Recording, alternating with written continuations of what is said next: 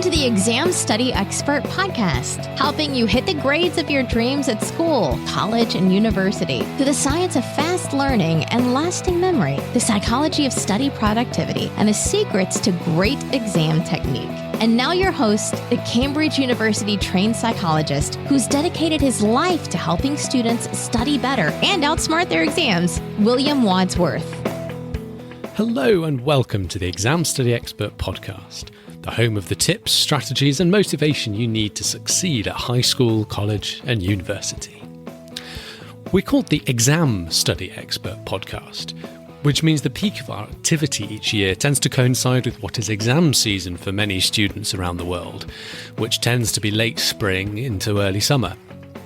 This year, 2019, we brought you a range of fantastic interviews this time of year to get you through exam season with flying colours. Check out episodes 1 through 16 for more of this.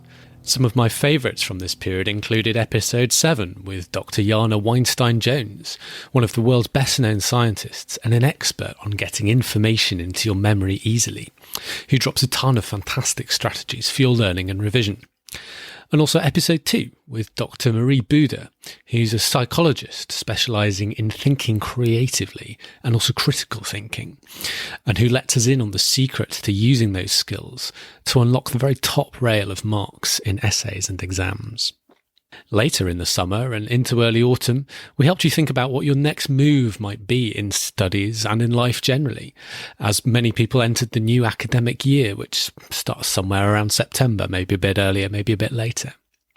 So we had a set of fantastic When I Grow Up interviews with professionals talking about their journey through school, university, and on into their career. My favourite from this set has to be episode 18, which told the story of a boy from a primitive Indonesian village who burned coconut shells for heat, who went on to become one of the most senior directors in the world's third largest corporation.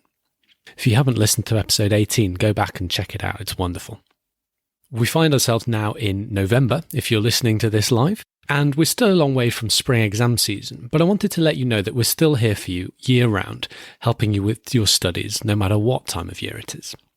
So I've recorded a pair of solo episodes for you this week and next week, which are going to be taking you through a couple of essential tips for year-round study success. Next week's episode is going to be all about study productivity, how to get your work done to a higher standard in less time by becoming more efficient.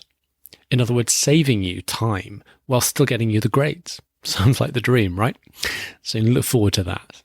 But first, this week, I'm going to be taking you into my number one tip for actually retaining the knowledge you learn day to day in your classes and lectures. The technique is called retrieval journaling, and I came up with it born out of a need to bridge that gap between what happens in lessons at school or lectures at university, where you go through topics and maybe teachers do a fantastic job of explaining what's going on, and you sit there and you feel like, yep, I understand it, I got it, that makes sense. Maybe you do some homework or a follow-up essay on that work. But then as the weeks tick by, you forget so much of what you once knew. And so that by the time you get to those big exams at the end of the semester, end of the year, you've forgotten so much of what was originally taught. And it almost feels like you're starting from scratch. We call the process of preparing for exams revision here in the UK. I know across the pond in America, you might talk about reviewing.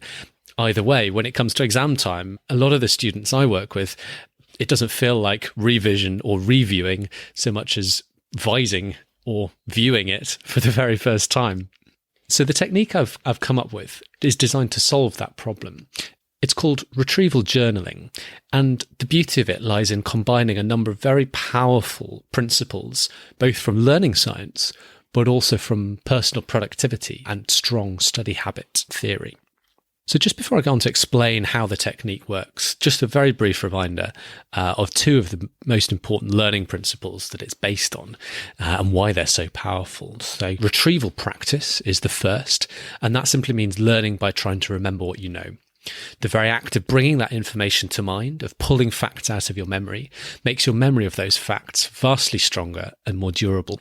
Lots of different ways you can do retrieval practice: flashcards, blank page retrieval, getting a friend to test you. See loads more. Just type in exam study expert memorization techniques and it should pop up in Google. Students who switch to retrieval practice-based techniques rather than more passive ways of revising, like rereading or summarizing or making notes, often improve on test and exam scores by a whole grade, sometimes more. The second principle is called spaced learning, so that's spacing your learning out over time. Each time you revisit a topic after a time delay, you forget it more slowly, remember it for longer. Your memory of it becomes more durable. Now, the best way to do your spaced revisits of information is by using retrieval practice every time you do a spaced revisit of a topic. And when you combine retrieval practice and spaced learning, they make a truly formidable combination. So, how to apply all this to what I'm calling retrieval journaling. What is retrieval journaling? Well, the process is simple. Spend 5 minutes every single school or college day reflecting on what you did in your lessons or your lectures that day. Think about what each lesson covered and challenge yourself to remember anything you would think would be particularly helpful to know for exams later in the year. And then just write down whatever you can remember on a page or two in your retrieval journal. Your retrieval journal is a physical book. So if it was me, I'd choose a leather cover probably with pale cream pages inside. When you're doing your retrieval journaling exercise for the day, you're not going to be able to regurgitate every single detail of each lesson or lecture in 5 minutes. And that's okay. That's not the point. You're not trying to sweat the details. Just try and remember the main concepts that you talked about, any major formulas, any new words or important principles that were introduced. Once you've spent a few minutes doing that, then, and only then, you're allowed to go back to your notes and have a quick check that what you've remembered accurately. Perhaps you might correct any errors in a different coloured ink, or if there's a key bit of information missing, put that in as well in that different coloured pen. Try and do it at the same time, same place, every day, so that over time it becomes a daily ritual. Your day doesn't feel normal unless it's got that moment's retrieval journaling at that fixed time in it. You might try and do that, for example, first thing in the morning between breakfast and leaving for the day. If that means you need to get up 5 minutes earlier, then go for it. As with any new habit, the key to getting started with retrieval journaling for many people is sometimes getting someone else to hold you accountable. Just knowing that someone else expects you to do something can be quite a powerful motivator for many of us. You might recruit your parents or perhaps friend to do the job. Maybe you partner up with a friend and both commit to a retrieval journaling habit this year and hold yourselves accountable between you. Send yourselves a WhatsApp or whatever when you've both done your retrieval journaling for the day. As you build your retrieval journaling habit up, try getting into a streak and not missing a single day. And over time, there's a satisfaction that comes from putting a check against every single day that goes by when you've done your retrieval journaling. There are completely free apps, such as the ones called Today or Done, that will let you track which days you do your retrieval journaling on. And they'll show you your nice streak of unbroken days on which you've retrieval journaled, and you'll be motivated to do your retrieval journaling each day from there on to avoid missing a day and breaking your streak. So why am I pushing retrieval journaling as being so powerful? And can 5 minutes a day really make such a difference? I really think so. And I think its power comes in 3 ways. The first is the fact that you're using spaced retrieval. So I mentioned how powerful that combination of retrieval practice and spaced learning is. It's not magic. You'll eventually become hazy on what you've practiced recalling. But building in that time every single day just to do a little spaced retrieval on what you've done in your lessons will mean that you remember so much more of your lessons for so much longer than you otherwise would have done. Secondly, although 5 minutes a day may not sound like much, consistency really is the key. The power of a 5-minute daily habit, if you can be absolutely consistent with it, is huge. Over a year, it adds up. A 9-month academic year, 5 minutes a day is 22 and a half hours over a full year. And if you think how many days it would take you to do 22 and a half hours of top quality revision or review hours, probably it'd be about 5 days to a week for most of us. That's a massive amount of extra revision time, and it's the highest quality revision time at that. Thirdly, you're building in the power of a daily study habit into your schedule, so that when it comes to start getting ready for exams and you want to start ramping up your exam preparation hours, it comes much more easily. You don't have to be sort of wringing your hands about not starting your revision soon enough. You've been revising right from the start of the year. And as you get closer to those exams, it'll feel easy and natural to start building more time into that daily 5-minute habit. You can, of course, stretch the retrieval journal principle to suit your needs. If you're a very bright student and you're finding it trivially easy to remember what you did that day, try offsetting by a day and remember what you did yesterday instead.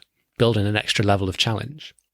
Or if you're an older student following perhaps a more advanced or intensive course, you may find that you feel 5 minutes a day barely scratches the surface of what you covered that day.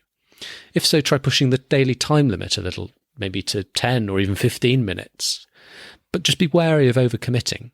I'd say it's always far better to get a quality 10 minutes in every single day than to aim for, say, 25 minutes and fail to establish that consistent habit because you can't always face nearly half an hour of extra studying every single day.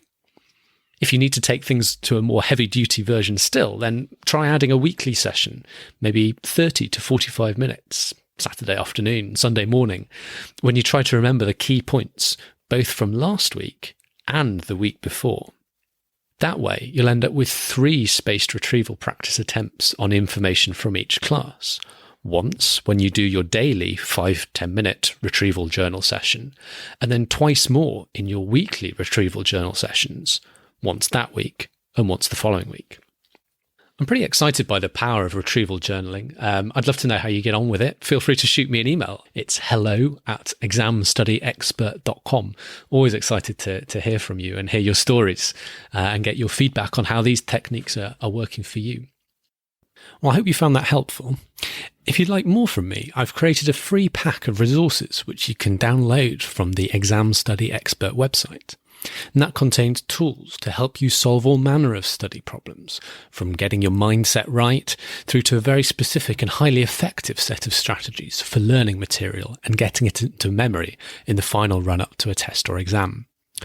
Head over to examstudyexpert.com/join to get your copy of the bundle, which also includes some free sample material from my exam technique book, Outsmart Your Exams, and a bunch of other goodies. So that's examstudyexpert.com/join. And don't forget, come back next week for an episode on the art and science of working effectively, saving you time by maximising your productivity. That should be a good one. I look forward to seeing you there. In the meantime, wishing you every success in your studies. Thanks for listening to the Exam Study Expert podcast. Remember to hit subscribe so you don't miss any future episodes. And please take a moment to write a review for our show in your podcast player.